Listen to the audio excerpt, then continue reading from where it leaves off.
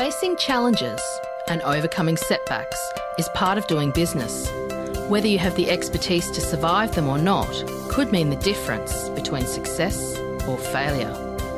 Welcome to We Are Women, featuring revealing conversations that provide invaluable insights into the success secrets of female masterminds. A must listen for every entrepreneurial woman. Now here's your host, Janine Vosper.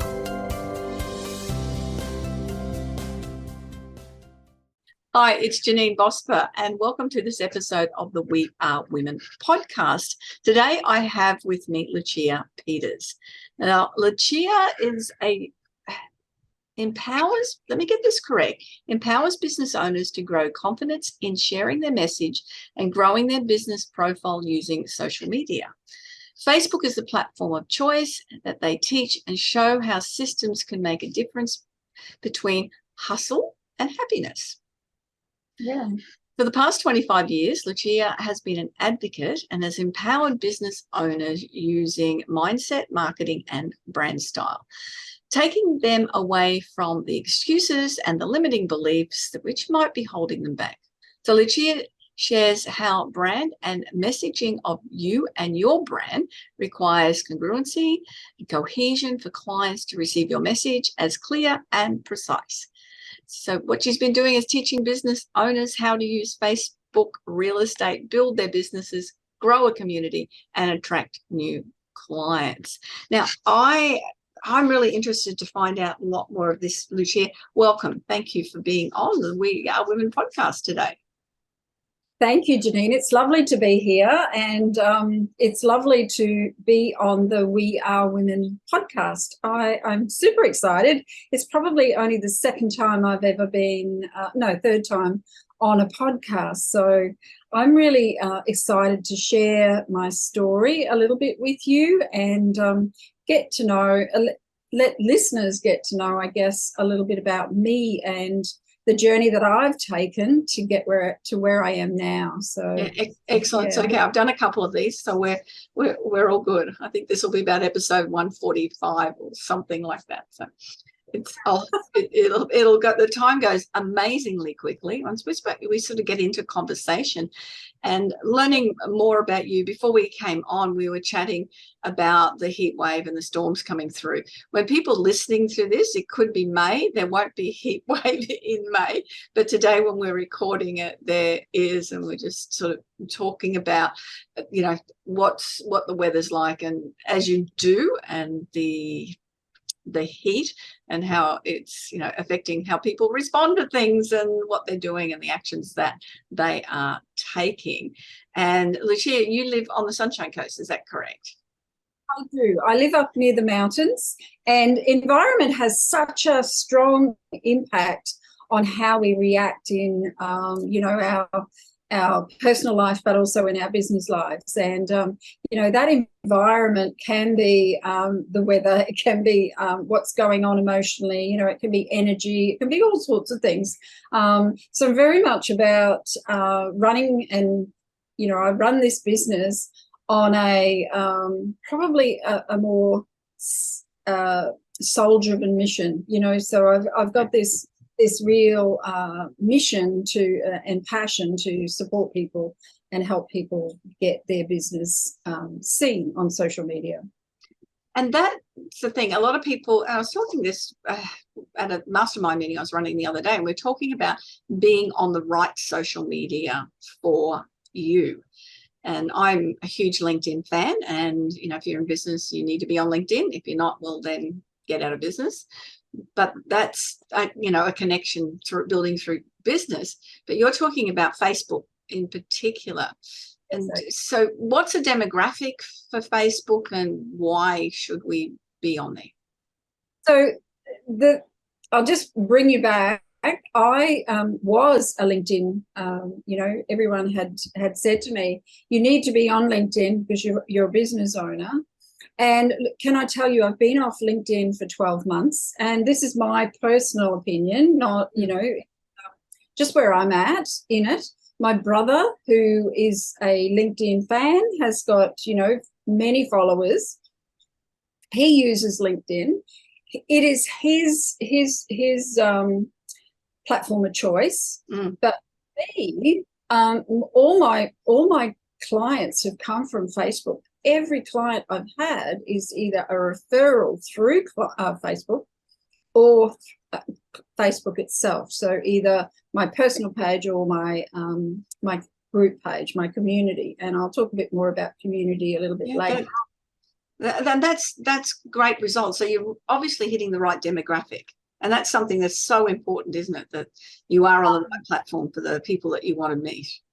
Yeah. So the platform itself, Facebook, has 2.9 billion. It's actually grown almost 100 million in 12 months. You know, like there's so many people coming onto the platform. Mm. And for me, finding those clients that need my support, need my help, that is where I'm targeting them. That is where, and I won't give away my age, but that's where my ideal avatar is. They are looking for people in Facebook. Facebook has become the third top, almost like a search engine, even though it isn't a search engine. It has become the third top, and I think the only other one is TikTok and YouTube. So it is, when people are looking for something in their businesses, that is where they're going. So, if you want something on mindset or you want something on women speaking, that's where people are going. They will. Yeah, that's really interesting. I think we're both in about the same demographics. It's definitely the space where, and again, that's where your market is. I know this week in Australia, there's 2 major TikTok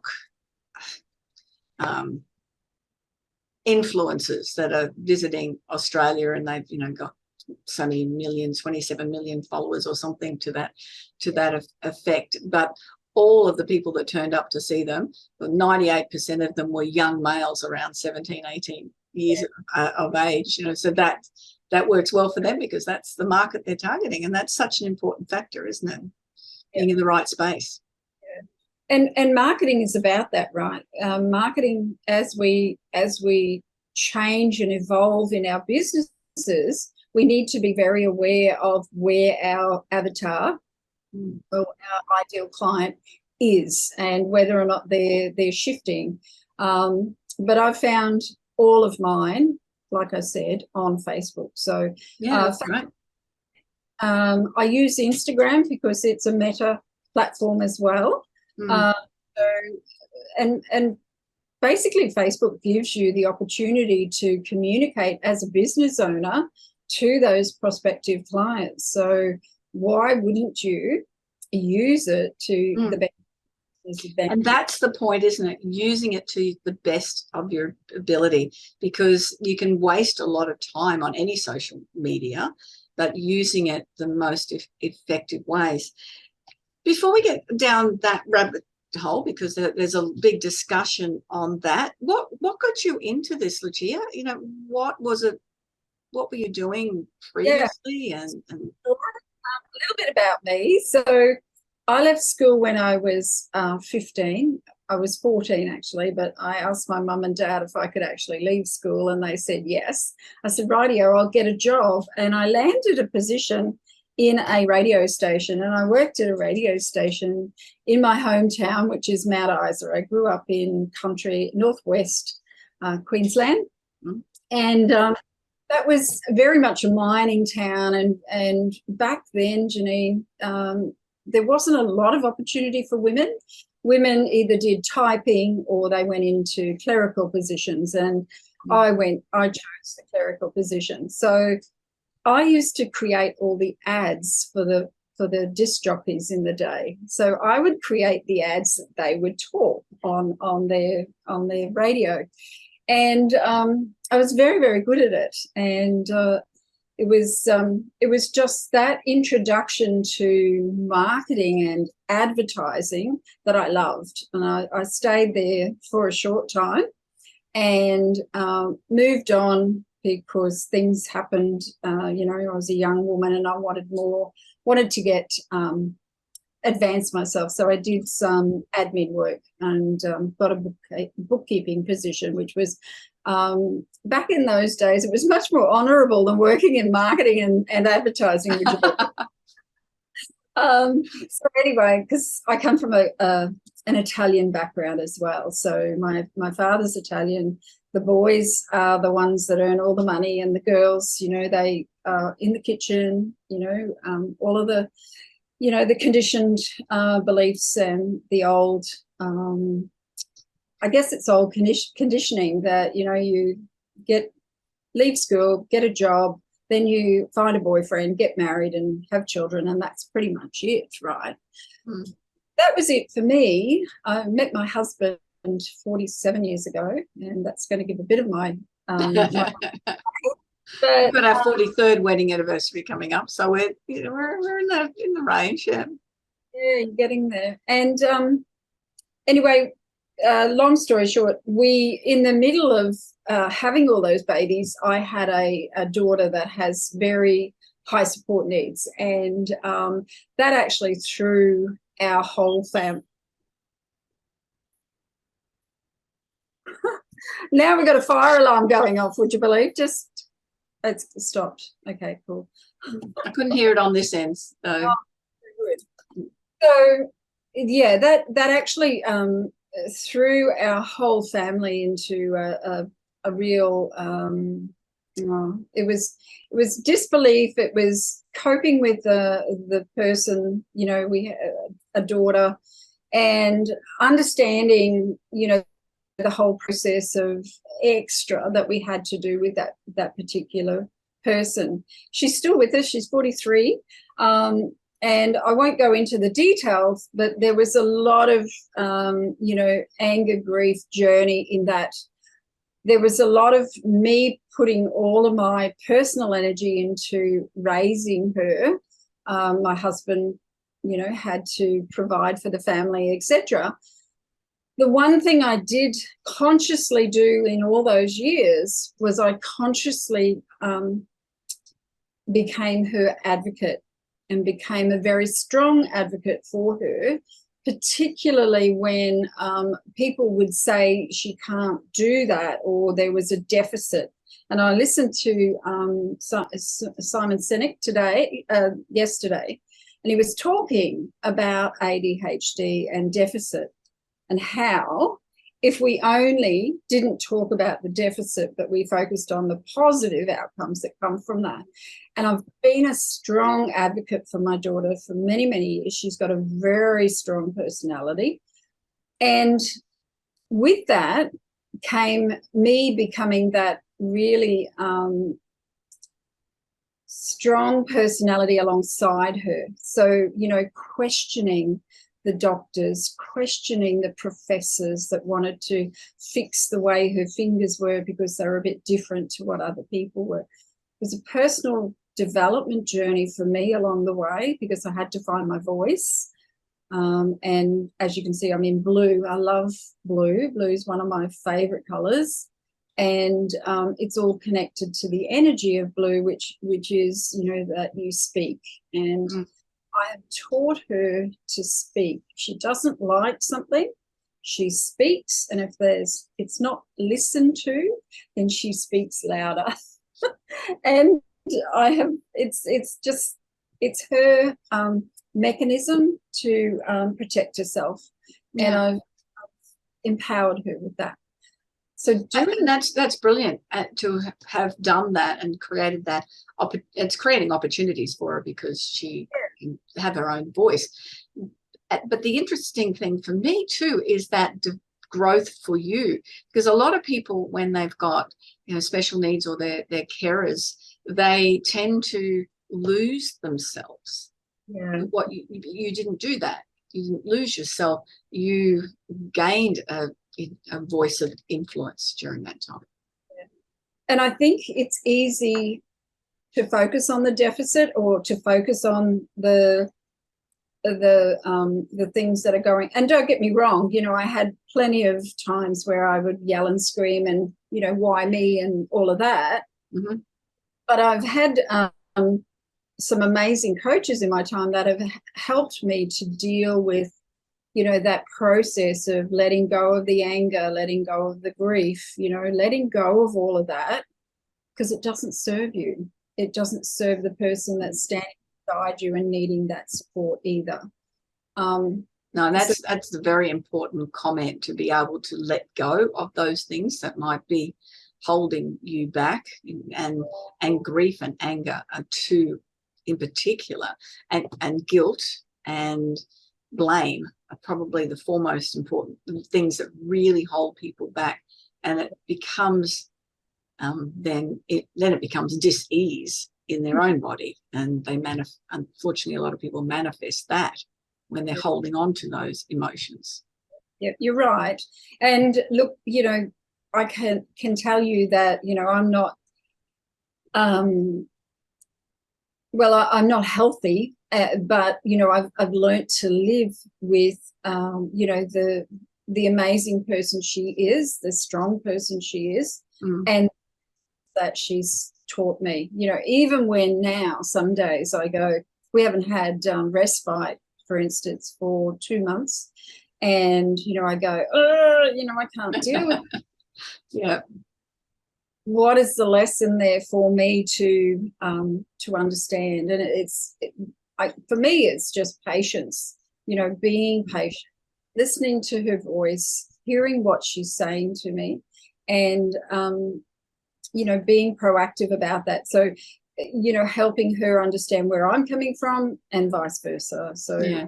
Relationship. No, it's certainly a big deal. I have a 5-year-old special needs grandson, and who's still non-verbal, and just communicating is really difficult, and it's difficult for everyone around. But it's when that old adage that we're not given anything that we can't deal with, and what lessons are you learning from those challenges? And I suppose that's part of it, isn't it? But the beauty of what you having work through those lessons is that now what you help people when we talk about, build that confidence and voice within themselves. I'm assuming that's part of what you do, as opposed to just the Facebook. Yeah. Yeah. It's a personal development journey, and a confidence journey, because once you find that voice within, you find the strength and the courage that is needed to put yourself out there, get yourself seen. I can remember, Janine, I did a Facebook Live one day, and someone said, "You have done 60 ums in your Facebook Live." And I went, "Oh, really? Thank you. Thanks for that." I do know someone that can help with that, Lucia. Counting. But, I've practiced that now, and I've really overcome that. So it's confidence comes as you do things, right? As absolutely. do things. So letting me have that space, and there's an have that space was his way of saying, "I've noticed it, but I'm still following you," because he's still following me today. Yeah, that's great. Yeah, that's wonderful. And that is my thing. That is one of the things that I do help people know how to pause and eliminate unnecessary filler words in their presentations. Because the odd or ah is not an issue. It's when it takes over from your message, it becomes the problem. But there are techniques to eliminate them. And as you said, practice. I think practice with anything you do. I ran a workshop on the weekend, and that's what we talked about, is that because it was confidence to get up on stage, and it's that practice and doing it and doing it and doing it and doing it and doing it. And they say it takes 10,000 hours to become an expert in a field, and that is very, very hard to achieve. Apparently the Beatles achieved it while they were working in Germany, working 7 days a week and 9 hours a day or something. So they achieved it, but it's apparently very hard to get. But that's what makes you so good at something that you can't be bad at it. It's that 10,000 hours. The Beatles has got 8 days a week. Is it 8 days a week? Yeah, it is. Yeah. So that's probably how they felt like they were working when they were there. I just have to note that I did leave school at 15 as well, but I went in, I was going to just take off the holidays and so I went into some retail, and I was going back to become a school teacher. Most of my friends did. Interestingly, I got paid $37 a week, and there was no way I was going back to school then. It was just brilliant money. It was so good. Anyone listening that's 20 years younger than us are going to go, what? Yeah. What were you paid? I think most people earn well over that an hour now, let alone for a whole week's work. But that's what it was. The expenses were much less then. Now, we started talking about the not wasting time with your marketing, making sure that you got the demographic right, you know where your target market is and your avatar, but the right sort of marketing to them. How do we know that? Okay. So we have a program called How to Get Clients Confidently Now. And in that program, it's a 3-month intensive program. In that program, I teach how to identify business pillars. So your strengths as a business owner are pretty paramount. They'll come to the fore constantly, the things that you do the best. So what we get our clients to do is to remember their journey. So remember where they started, how they began, what they needed to do when they began, and create I started here, and ours is called Unseen and Unstoppable. So I take clients from unseen to unstoppable. Now, most of us never get to unstoppable, right, Janine? We're working towards it, absolutely. The next pillar down, though, is empowered. So you can imagine that, I'm taking people on this process. Now, you asked, how do I identify that in our avatars? There is feelings and emotions that we bring to the fore when we're in lack or scarcity. We're not talking abundantly. We don't value our worth, so we're feeling less confident about what we're talking around. So all of those steps, and then when it comes to social media, I've incorporated social media into that. I see many people doing PowerPoints, but there's a tiny little face up in the corner of that person. It's still being invisible, basically. You're hiding behind that PowerPoint. If you've got a graphic that you want to share with people, yes, get it seen. But PowerPoints are a tool to use to guide you when you're doing a presentation. So going back to, that invisible, there are still people that are very, very, and they've got so much skill and wisdom, but they're still hiding. So I can see that in that business pillars. I can see where people are at. I can tell where I need to create the engagement in my group. So I will focus on probably the area of engagement. So, they're getting engagement, but it's not consistent. So I've got pillars that state that, and how they feel about themselves. So they're still not, they're tiptoeing, they're playing in and out in their business. Yeah. So that is an identifier for me of where that person is at in their business. So then I know I can offer them a program, or I can offer them a service like a business booster call, or something just to have a chat with them and talk and discuss where they're at with their business and what their big goals are. And that's important to know what you want to actually get out of something, isn't it? What results that you want to achieve. And so within this, do you use Facebook marketing, or is it, or you actually paid marketing? No, all organic. I've just employed another VA So we have two VAs. The virtual assistants do the graphics, do all of my marketing. So they create all the graphics. Mhm. The graphic comes out of my head. So nothing is not my own, if you know what I mean. Like I'm creating the graphic and I give it to them and then they bring it to me and I approve it. So everything is coming past me before it goes into the community. And I post on my personal page. I pretty well, that's my thing. I do my personal page on Facebook. So I do that. And the virtual assistants then do my Insta, the Facebook group, the business page, etc. So the messenger chat, they do all of that. So, and do you do that for clients, or do you? It's all part of showing them how to do that themselves. Clients how to do it. Yeah. Mm. And I mean, can we both talk about branding and stepping out there? I do it through, encouraging people to stand on stage and how they would put their presentation together to stand on stage. And my background, for those that listen to a lot of the podcasts, know that it's in sales. So it's very much that speaking to influence, whatever that is. And it's great having you on because that's a different part of branding, that.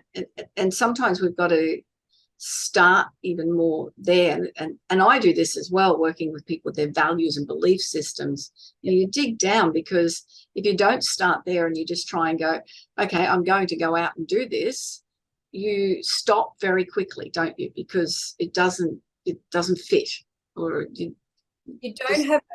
don't have a strong foundation. And I remember that from old marketing terms way back. But if you don't have a strong foundation, like a vision and a purpose and a reason for why you do what you do, then you lose steam. You run out of, the client avatar that you're searching for is a mixed bag, so you lose direction, you lose that why and that enthusiasm for helping to help. So definitely having a vision and purpose. We actually want to support 5,000 business owners before I get to 70. That's my long-term goal, and we want to help them get to 6 figures. We want to help them get to that 6-figure income. Yeah. Doing that with these platforms that we have. So yeah. And the thing, obviously with Facebook, if it's content out there, it's backed up on websites and everywhere else as well, because because you don't own Facebook and they can do whatever they like. As I've learned over the last 3 years, they can easily just block you for 28 days if they choose to, or whatever. So, yeah. The skill in marketing and understanding those brand pillars, the brand pillar is everything that you create for Facebook, you repurpose and put out there into your well, we've got emails, so we put it out there onto our emails and into our website. So it's replicated because we're following a system that gives our clients a pathway to learn and grow, and then take that next step, which is to implement some of the steps that we have. Yeah. It's giving your client a pathway via Facebook to work with you, but then closing that loop with your emails or with your website. Yes, yeah, most definitely. And I've got a couple of Facebook groups, and I'm in, I don't know how many Facebook groups I'm in, but there's a lot. The being in groups are, what people say, well, you get a lot more because you become the authority if you're in the group. Yes. And yeah. So tell me, how do you work with, is it just closed groups that you have with clients, or you have open Facebook groups as well? We have a group, and I don't dilute my message, because when you have multiple groups, and I had this on a coaching call yesterday, a person that had multiple groups, what happens is you become very diluted.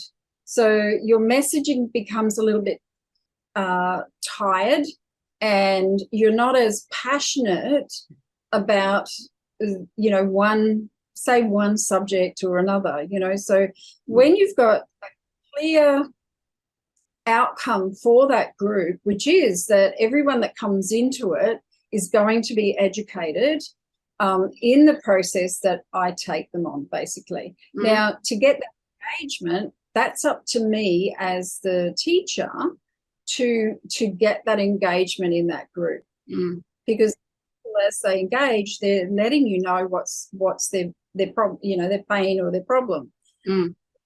So you can use that as your tool. But I just find, Janine, that diluting and having many groups gets really mixed. So we do all of our coaching just via Zoom. We record it, then we YouTube it. We use YouTube a lot, but we also have a website platform that we hold, a lot of content. But YouTube, because YouTube is probably the second most used tool, bar Facebook. So, if I understand my avatar, I know that they're going to go to YouTube to search. So that's why I use YouTube and Facebook. Yeah. Oh, and absolutely. Then that's what I do with these recordings. They go up on the usual audio podcast recordings. Yeah. And they also then go on my website, and they and then shared around on the different social media platforms, and they're also on YouTube.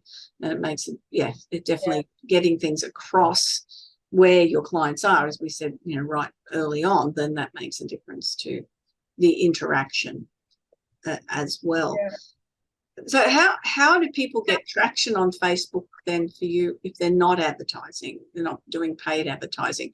Because I do know Facebook has, changed their algorithm, and they do like people to pay them for things. Yes, so they're a business, right? They're a business. After all, they're a business. So what we do is we go into other groups. So we go into community groups, and we go into other groups, and we promote whatever event or we've got a Facebook expo. Well, we've got a virtual expo coming up in next week, and we're in other advertising that, and they're mainly community groups. Get into the community groups. We let people know we are part of massive amounts of groups as well, so we promote in that. We find that we use just the Facebook backgrounds, or we've also done events. So we've created events. That way Facebook supports us to share those events around Facebook land, right? So when you're using third-party apps, that is when Facebook doesn't like what you're doing, because you're redirecting out of Facebook. So but we basically make that contact through those community groups. Then with my virtual assistants and myself, we have that conversation around what it is that person, we did a masterclass a month ago. So we went into those groups and we just let everyone know that we were holding a marketing masterclass. We're doing those every 3 months. We do those. So that's another way of educating and sharing our message. In those masterclasses, that's when I say, I've got these programs that you might be interested in. So they're a complementary part of your funnel to get people in. Is that right? The masterclass. Yeah, basically, they're a lead magnet that I use Facebook for. I don't have an external lead magnet, and use that. Then offer that service. Now, I will say I did a 5-day challenge. And I'm not going to do a 5-day challenge again, because it's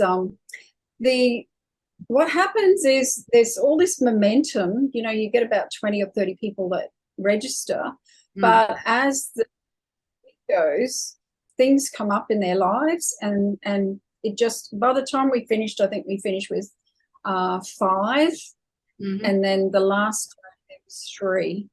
That's a big so, commitment. 5 days is a massive commitment for people. Yeah. It is big, right? It's too big. So we've condensed it down. We're doing it as a half day. So we're going to be doing it as a half day. So because it's all virtual, and but it works. It works a treat, because you're educating, but you're also then just offering, to help them in their business. So most people's businesses are the same. The structure, the systems might be a little bit different, but most businesses need marketing, their mindset, their marketing, and their sales. Because that, sales always comes last. Sales is the last thing. And you said that you come from a sales background, so understanding that, that is the last thing that you focus on. Yeah, it's funny. People always say sales and marketing, and I go, no, it should be marketing and sales. Marketing brings people to the door. Sales gets them through the door. That's why I work with marketing people a lot, because when the clients don't get the results they want and aren't able to convert the leads that they've had, because the marketing people have done a great job, then the marketing people get a bad rap. And that's that the person hasn't known how to convert them, and it's that's a skill in itself. So if you're focusing on the sales, you're not building a relationship. You're not doing any of the work that needs to be done. So networking and building relationships is key to any business growth. Yeah. Most definitely. I think I'm running networking training for a bank, because their people are starting to get out into the community and building relationships and going to networking events. So I'm running some networking training with them. And for me, getting out and networking regularly is where I'm located in Southeast Queensland, Gold Coast and Brisbane. I walk into an event and know 3/4 of the people there, or they know me, which is even more important, because turning up. And that's part of it as well. There's all these components, isn't it? But I know a lot of other people go to networking events and their clients aren't at those events. So they're spending a lot of time and energy doing it. It's good practice for your pitch, but it's not the right place for them to be spending that time and energy, because that's not where their client base is. Exactly. And I've identified that, when you go back to my story, I was diagnosed with a chronic illness when I was 48. And for me to be doing these face-to-face events is no longer an option. I can't do them anymore. I have to. And I'm still so passionate about helping people. So why not still do it? And the virtual arena has given me that opportunity. I'm not the type of person to get my slippers and go and find a chair and, forget about everything in life. So I've just found that I've had to make that conscious decision that I want face-to-face events. I might go and support someone at a networking event, but I won't be doing them, because physically I can no longer do them. Yeah. And there's a lot of online networking events, Lucia. I could probably turn up to about 8 a week online if I chose. We must have a conversation about that if that's of interest, because there's so many that are out there. And I find there's so many to choose from. And I guess that's what a lot of people, when they're in the middle of their journey, there's so many opportunities coming at them. What do they do with all those opportunities? Do they just keep focused, or do they try this, try that, try something else? So that is another reason why a coach makes such a difference in your life. And that's the most important thing particularly when you're starting out in business. A lot of people look at a cost of a coach rather than the investment in having a coach. I know over my career, I've probably spent about $300,000 at least on training and coaches, but I've certainly made that back in the return of my business and the growth of the business and where it is now, and the skill base that I have and that I'm able to share with my clients. So it's worthwhile. And just what you'll find is when you're starting out, you get a coach that can help you with one particular area, and don't go and spend tens of thousands of dollars on a coach. Yeah. When you're starting out, get the people who can help you in that one area, and then move on when that's successful. Yeah.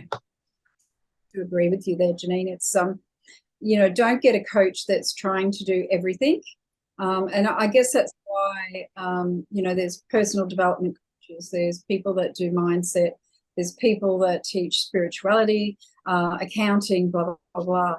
And you can get caught up a little bit with that when you're first starting. And if you're listening to first starting, just pick one thing that you really want to get good at, and then get that coach that resonates with you. Yeah, most definitely.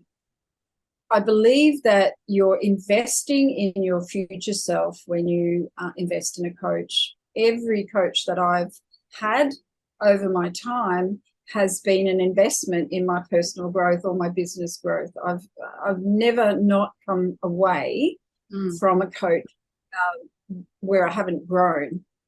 Haven't grown in some way. So, see it as an investment. And that's it, looking at to say, well, what do I want to be able to do in 10 years? What does that future look like for me? And then what skills do I need, and what do I need to achieve to be able to have that lifestyle?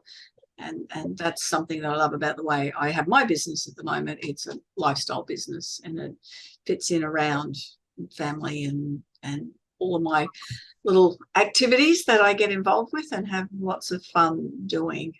Yes, very, very much so. So we've talked about, organic marketing and the pillars of business strategy. How do people monetize on Facebook? Is it just selling something, or is there a plan that you have that you can help people with? Yes, we have a system, we have a formula, and in that system we teach you, or that formula, we teach you how to put together a package or an offer, program, etc. Pretty much what I'm doing, I teach people how to do.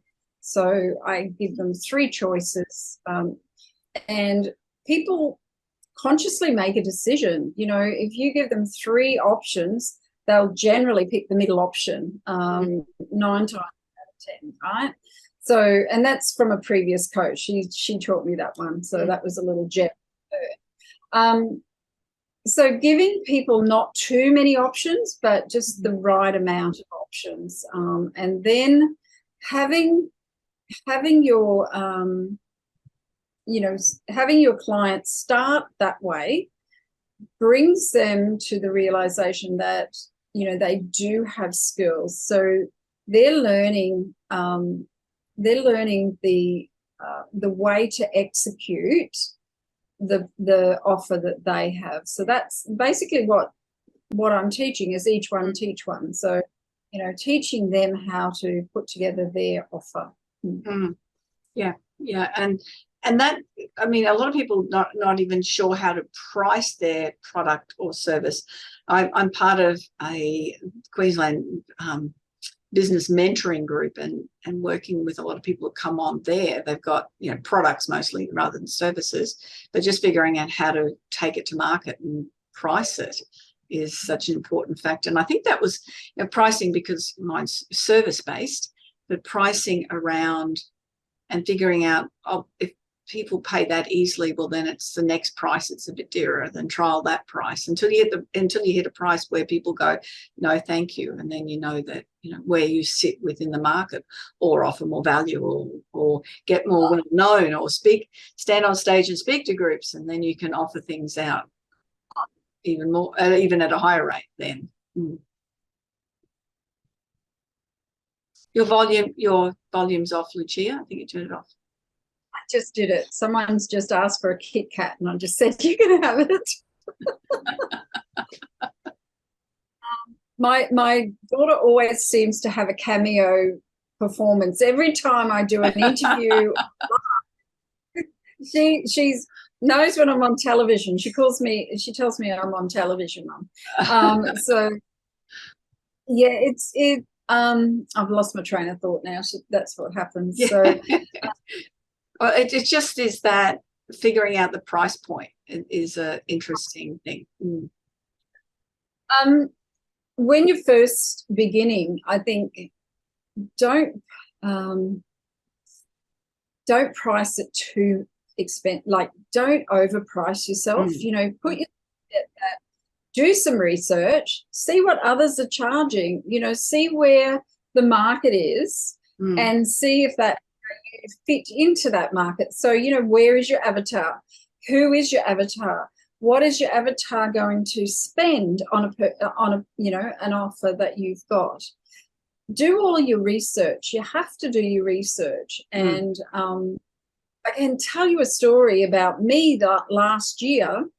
I sold 2 of my programs last year. I was a bit sick last year. I had 2 bouts of being in hospital, and I had a shitty mindset last year, I just have to say. Mindset-wise was a real chore and challenge last year for me. And so anyway, 2 of these programs. And what I'd done is I'd done some research, and I'd put the price, because I had a coach that said, up your price, put your price up a bit. So I did. I only went up by $500, but I got stuck on it. It was me. It was me that was, the block. This year, I came back in February from holidays. I'd been on holidays for a month, came back, and in 5 days, no word of a lie, I've had 5 new clients. Yeah. So it's so interesting, the mindset in business, what it does to your mindset and the money blocks that come up. And I'm doing some really serious work on money blocks at the moment, the archetype and, just that, because that is me from my background as a migrant's daughter. I've got a lot of money blocks that are from my lineage. I'll just say that. Very frugal. They're still frugal to this day. Dad's 92, still so frugal, and says to me, if you want me to do something about it for you, I'll do it for you. Like he's that nurturer, he's that person. I'm like, no. Right. So understanding my archetype has been a blessing, and really understanding the blocks that I've put in place. And last year was one of those years. It was just incredible. $500, that's all it was. Yeah, that was the difference. No, it is. It really does, and it's all to do with your belief in your value. Someone's not going to pay that for me. And it's a very similar story for one of my clients. I was running some sales training, and she does grief counselling, and she usually can fix a person, which I don't want to use that terminology, but for the constraints of time, I will say that within 2 sessions. They're over their grief. It's phenomenal at what she does. And she told me what she was charging, and I went, that's ridiculous, double it. She said, I can't do that. And I said, well, you can double it. What you're offering people is freedom, and they're not going to get it. They're going to come to you, but they're not going to value you as much. Double it. Anyway, she doubled it, and she had all these clients coming in sort of within the next couple of weeks, so happy to pay the next lot of money. So that's what she's charging. It was ridiculous. Yeah. What I said to her, because she does a 2-hour session, and I said, double the price, but offer the first hour for free, and the second hour's that double price. So you're going to feel good that you're doing something for free, but they're paying twice the amount of what you're paying before. And once she did it, she said it's just all cleared. And it was quite amazing. So yes, one of the things that I don't know whether you've done any EFT work or kinesiology, that helps clear those money blocks really well. Both of those. Yeah, I've been doing a bit of tapping, and this is almost like genetic. It's way back in my gene pool, right? And a lot of it is about it being a woman and a female, and a lot of it is we come from a family of peasants, so you can imagine the stuff that I have carried with me, and it is being aware of it. And can I just say, like 5 clients in 5 days, I was just like, yeah, that's good. That's clear. Thanks. Well, move on, Lucia. Yes, move on. No, that's awesome, Lucia. When we wrap up, we usually talk about 3 takeaway points. So if you want people just to really take away 3 things, what would they be? Okay, I think the first one is find your courage. So find your courage. Courage is the thing that's going to help you get to that next step that you need to take. Yeah. I had one other thing and I can't remember it exactly. So find your courage. Then I know what it was. Self-love. Oh, that's such love yourself.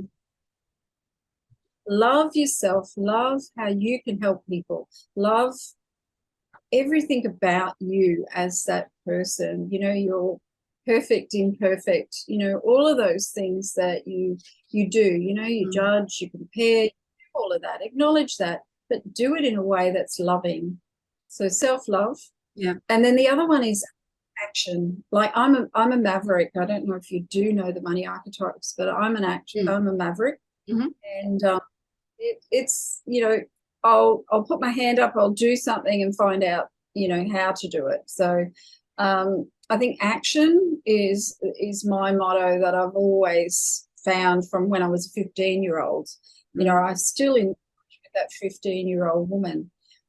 She just said, yes, I'm going to leave school, I'll find a job, and manifested it somehow and got the job. So same with everything that you do in life, bring that passion, purpose, but always love yourself and who you are. Always. Yeah. Yes. And the most important person to love is yourself, because when you do, you can help others in whatever space. Lucia, how can people get in touch with you? Okay, so I have a Facebook page. Oh, really? Who would have thought that? So you can find me on Lucia Peters on Facebook. You can also find me in our group, our Facebook group, which is Empowering Success for Entrepreneurs. That is our Facebook group. And my business page is Global Business Academy. So Empowering Success, what did you say? Empowering Success for Entrepreneurs. I believe every one of us is an entrepreneur in this world. We're put on this world to be entrepreneurs, you know, to do something for ourselves and to support others with our wisdom. Most definitely. I have to say, you know, when you said Unseen to Unstoppable, my second book it's called Being Unstoppable. I had it published a couple of years ago. Yes, but that's what it's about, is being unstoppable. Yeah, it's definitely. Thank you so much for your input. Thank you for our conversation. It's been really lovely just to learn a little bit more about you and to share that with our listeners, and then talking about how, you know, people can get seen, but it's not just here's the tips to do this on Facebook and do this and do this. It's all about creating that confidence and that ability, and to be able to want to do that and stand out. Yeah, and have that courage to step into themselves, you know, to step into their true purpose, because your purpose is the guiding light for many of us, you know. Helping people find that purpose is what I love to do. Yeah, most definitely. Yeah, we're very much on the same track there. That's another episode of the We Are Women podcast. Thank you so much for listening. I love it when you give me some feedback. Let me know what you've enjoyed about each of the different interviews. You'll find us again on your favorite podcast station. You can watch us on YouTube on Janine Vosper. Go searching. There's about 140 something episodes there with amazing people. When you're on my website, janinevosper.com, make sure you book a strategy call. We can have a conversation. If I can't assist you directly, I have got so many contacts that I can direct you to. So I look forward to you joining me at my next guest on the next episode of the We Are Women podcast. Bye-bye for now.